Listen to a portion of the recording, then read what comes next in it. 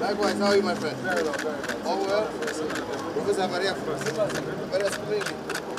Yeah. How are you? For 114.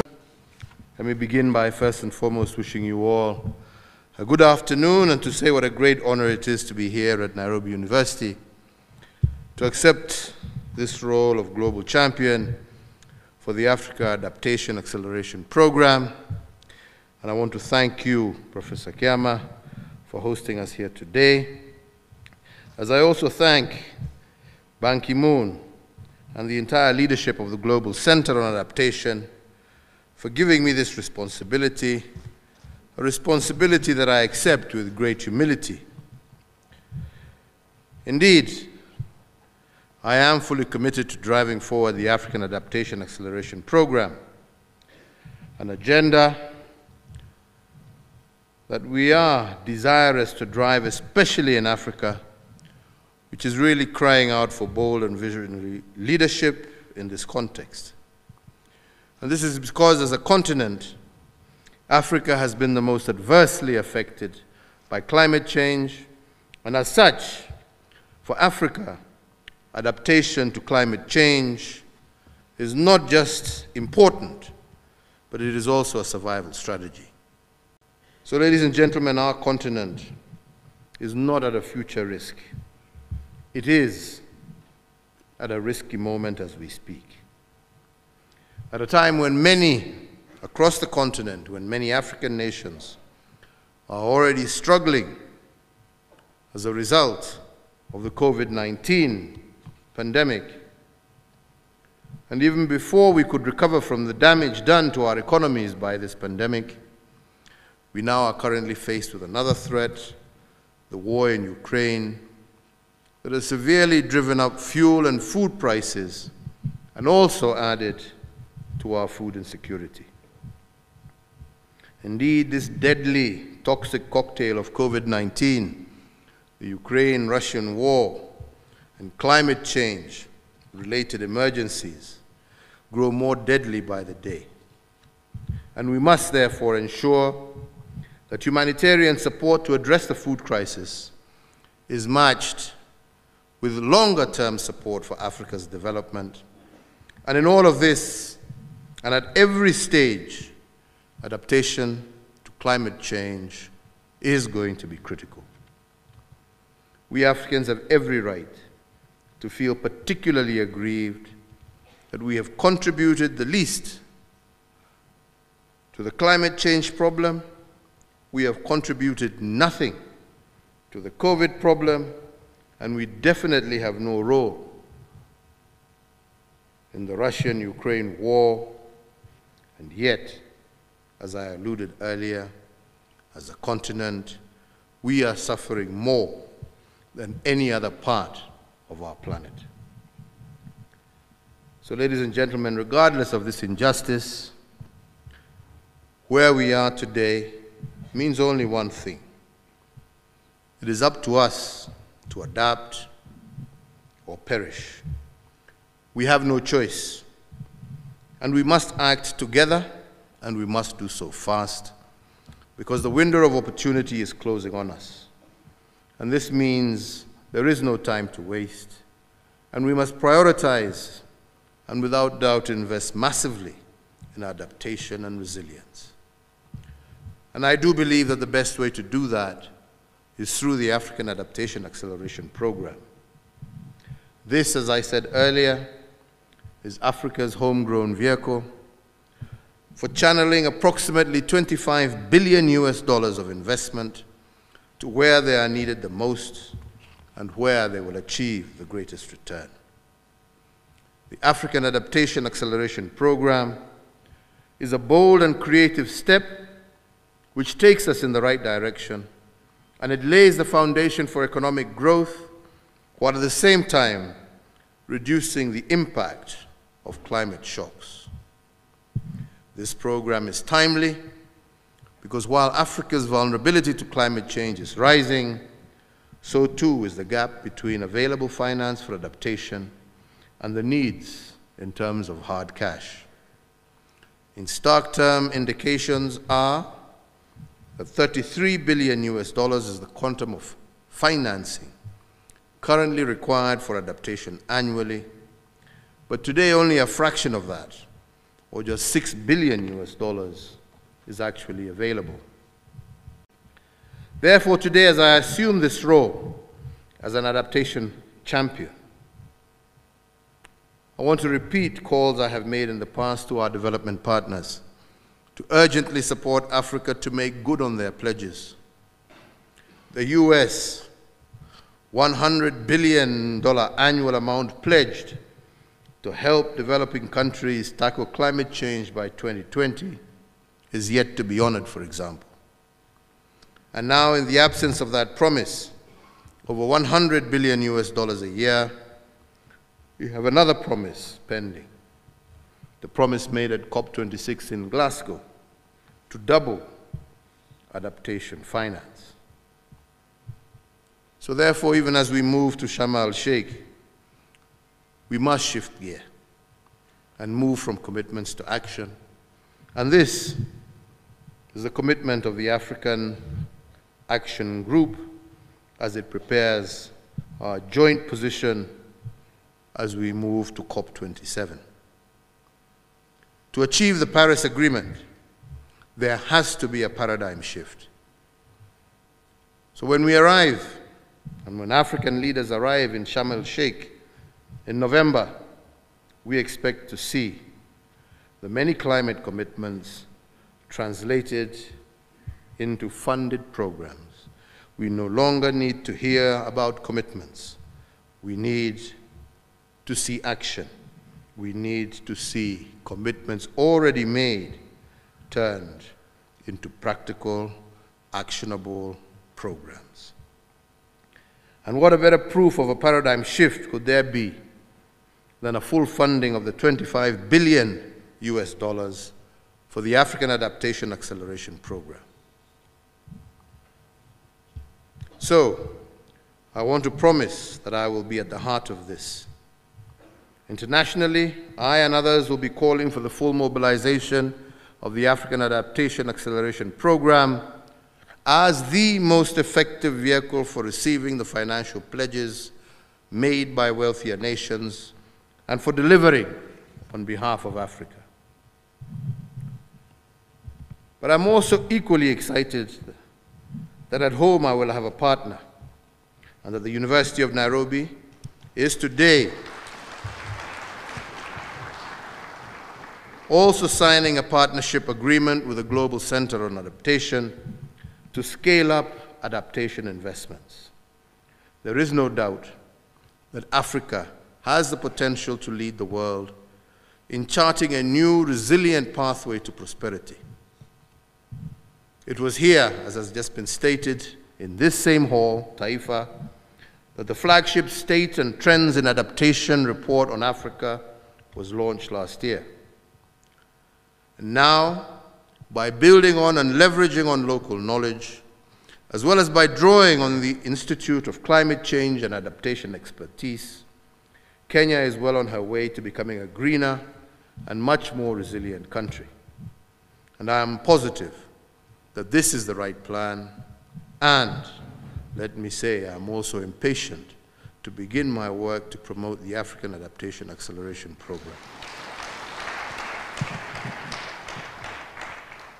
I know I speak for many when I say that Africa is not going to wait passively as climate change ravages our continent. We are going to act, but to do so we need our partners to work with us and to walk the talk. I urge our development partners to fully fund the African Adaptation Acceleration Program, and let us together make it a shining example of what we can achieve when we work together.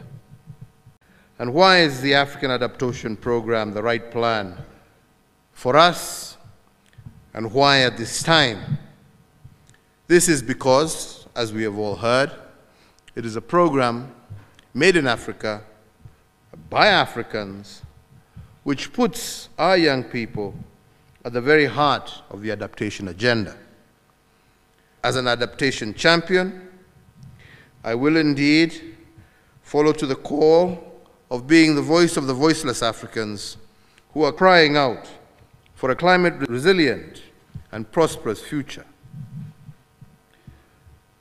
Ladies and gentlemen, none of us need to look very far to see that climate change is an existential threat to every single country on the African continent. And it is not just a distant threat. We are living and experiencing this threat, and we are currently in the eye of the storm. For 3 consecutive years, for example, poor rainy seasons in Kenya, in Ethiopia, and Somalia have forced us to face the worst drought in over 40 years.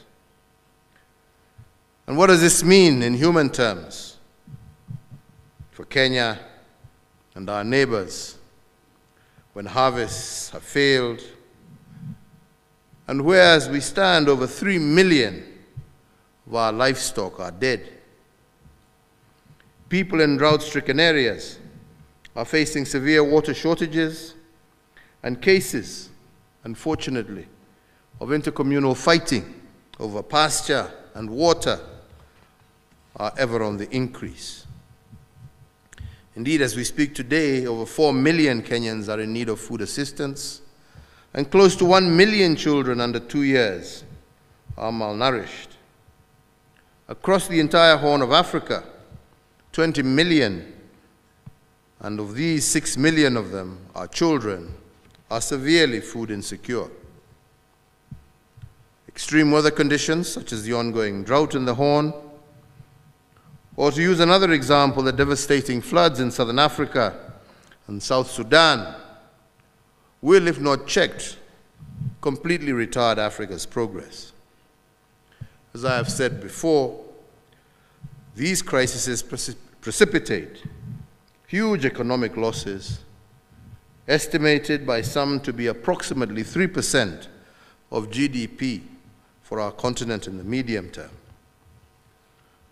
But unfortunately, they also threaten peaceful coexistence and leads to intercommunity conflict as well as displacement as people relocate in search of pasture and food. Equally worrisome is that malnutrition, driven by food insecurity, has long-term and intergenerational consequences. Your Excellency, it's a great day for Kenya and Kenyans. It's a great day for the East African Community region, and it is a great day for Africa. It's a great day for the fight against climate crisis, because yes, indeed, it is a crisis, an emergency. It's not just climate change. There is shortage of champions, and the need for champions is obvious. Your Excellency, today's event to recognize and appreciate you, your role in spearheading the fight against the climate crisis, both here and globally. Your Excellency, I speak for myself and my colleagues, and I remember, if you would permit me just to say one thing. I remember in 2018, when you announced your big 4 agenda items: manufacturing, food and nutrition security, affordable housing, and universal. And I asked the question, Your Excellency, but where is the environment in this? And your answer still rings in my ears, so very profound. And it really defines this moment and your leadership. Your answer was, but environment is not another pillar. It's not the 5th pillar. It is the foundation. It is a bedrock upon which all the 4 and any other that may arise in future are founded upon.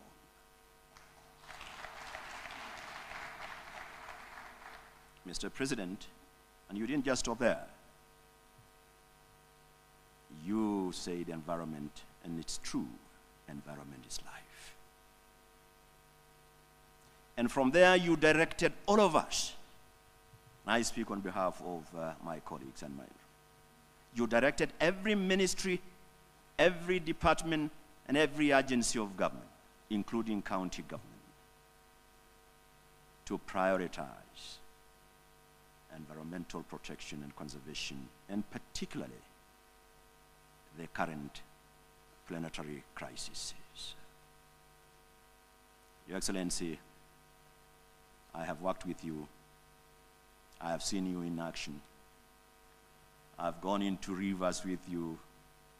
You've worn boots and gotten into cleanup activities. You mobilize the entire country into tree planting campaigns that have seen our forest cover increase from 5.9 in 2018 to 8.8 now. And our tree cover, our constitution requires a tree cover of minimum 10%. Your Excellency, due to your leadership, our tree cover now is 12.13%. We have surpassed. Your Excellency, I've been with you on your side in global conferences, COP26, Stockholm Plus 50, UNEA 5.2, UNEA 50, and just recently in Lisbon, the UN Conference on Oceans. As you leave office in the next couple of weeks, Your Excellency, no doubt, you leave this country greener, cleaner, and healthier.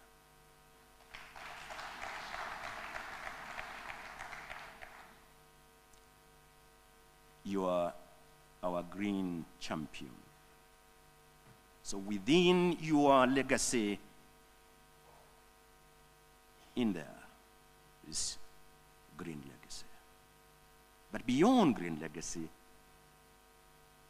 you also a blue legacy, because we have two lungs.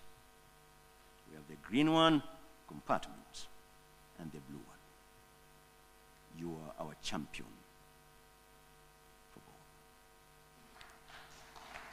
Posterity, and you didn't just do this because you were president. You did it because it was the right thing to do. First, I'd like to commend my brother, President Uhuru Kenyatta, for being a driving force behind the Africa Adaptation Acceleration Program. His strong voice and leadership will inspire others to scale up and accelerate the actions required to adapt to climate change. As an eminent international statesman, President Kenyatta's leadership on this issue is much appreciated and is a powerful example to others. His engagement on climate change adaptation has been recognized at the local level, the national level, and by the wider international community. Geography and socioeconomic conditions make Africa particularly vulnerable to climate change. The 6th IPCC assessment report emphasizes that the 1.5 degrees scenario is around the corner, and a world that is 1.5 degrees warmer would likely translate into a 3 degrees Celsius temperature increase in Africa. For future incomes, security, nutrition, and health, adapting to climate change will be critical for the continent and its people. Trade is a necessary part of the solution to climate change adaptation and mitigation. And just like the rest of our economic systems, trade and the WTO can and must change to best support the just transition to a global low-carbon economy and a climate-resilient society. I'm honored to address you today and to have this opportunity to publicly thank His Excellency President Kenyatta for graciously accepting the invitation of GCA CEO Dr. Fairkuyen and myself to become the global champion for the Africa Adaptation acceleration program. I can think of no better person to champion this worthy and essential endeavor. From its debut, and even when it was at the concept stage, his voice has carried the message across the world on the urgent need to act on climate change on many fronts, but especially on adapting to it. He is already inspiring many others to scale up the global climate adaptation response, which is vital to the future of our planet. Your Excellency, I know that your proven leadership on climate adaptation in Africa, you are and will be the strongest voice for mobilizing the global community for making sure that countries honor their climate finance commitments, for making sure that they will get behind the largest adaptation initiative on this great continent. As you said before, sir, this is the battle of our lives, to contain climate change, to adapt to it, and by doing so, to tame it. And in you, President Kenyatta, Your Excellency, we have a champion lion tamer indeed. Mr. President, we know your strong records, but let me just outline a couple of highlights from your legacy as president here during your 2 terms. Your strong record on standing up for Africans on climate change is well known. And quite frankly, maybe not known to this audience, it's globally unmatched. It's globally unmatched what you have delivered in the last years here. So President Kenyatta, you pioneered Kenya's commitment to land degradation neutrality. You ratified the Paris Agreement in record time. You made Kenya one of the first countries globally, not just in Africa, globally, to announce and submit very ambitious NDC targets. And there's much more, in fact. President Kenyatta, you, sir, you have passed a raft of policies, from the Climate Change Act to the National Climate Adaptation Plans, as well as adaptation and green economy plans, to name just a few. I have my speech here. It goes on and on and on what you have achieved, sir.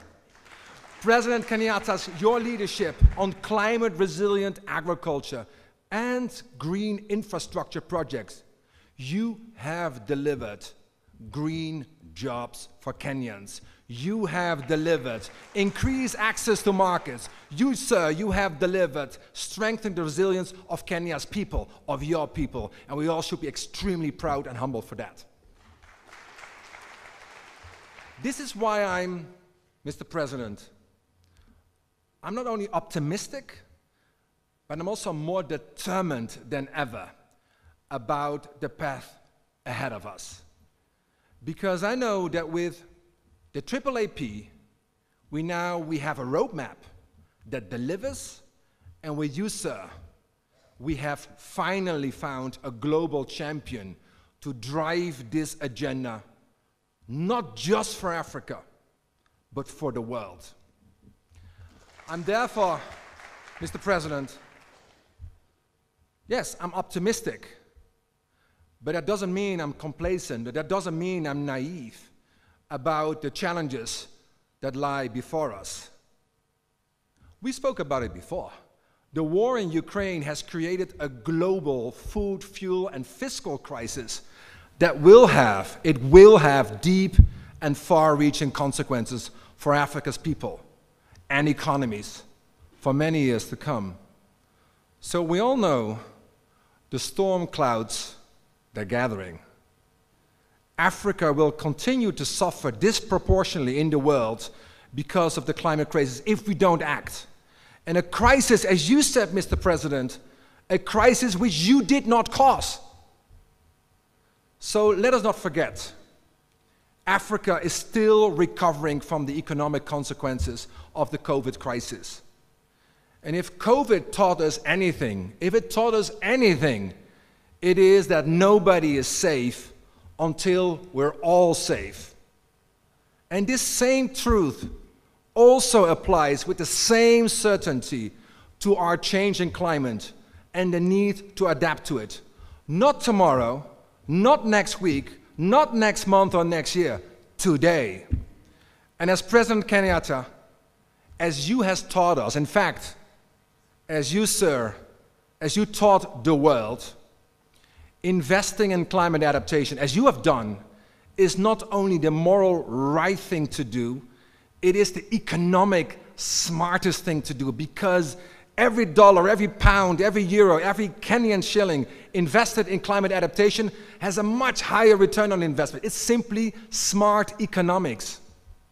So this is not the time to neglect the climate emergency. I'd like to applaud the decision of the Secretary General, Ban Ki-moon, the former UN Secretary General of United Nations, now the chairman of the Global Center on Adaptation, and of course of Professor Patrick Vakwijan, the Chief Executive Officer of the Global Center on Adaptation, in selecting you, President Kenyatta, as the global champion for Africa Adaptation Acceleration Program. The timing is right. Just ahead of the COP27, the Africa Cup in Egypt. It is time to turn promises into resources. It is time to turn exhortation into execution. It is time to turn hope into reality. And for that, we need a champion, a tested leader with a respected global voice. President Kenyatta is a doer. President Kenyatta is a climate-friendly leader.